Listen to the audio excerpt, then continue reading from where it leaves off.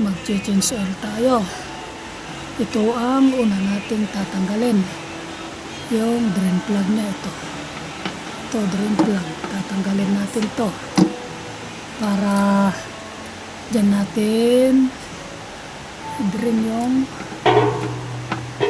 asite.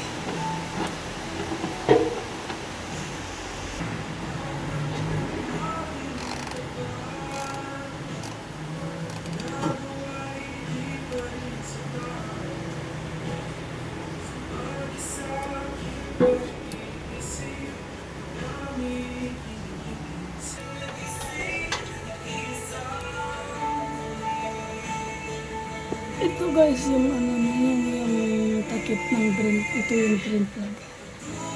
Takip.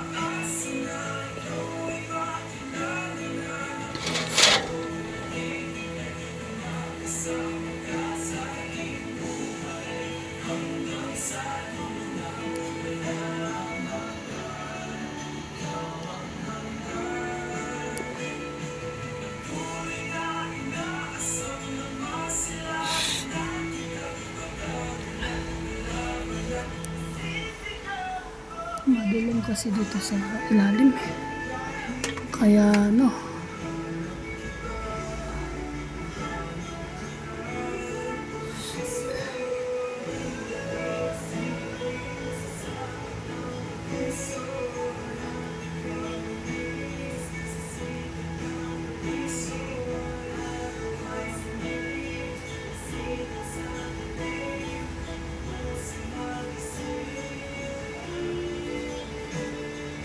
pagkatapos natin tanggalin yan, maubos, tatanggalin natin yung oil filter.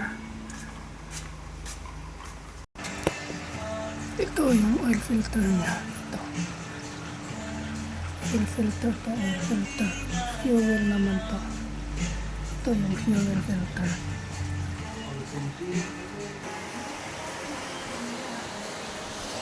Pasok pala tayo para buksan natin itong kanyang engine. Ito ang kanyang engine. Bubuksan natin to para madaling ito ano niya, yung oil niya sa baba.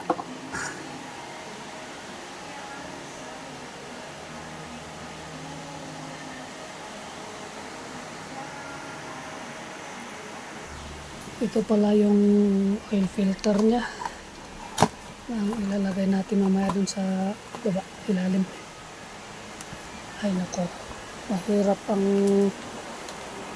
mag-isa, walang paghahawak ng camera natin.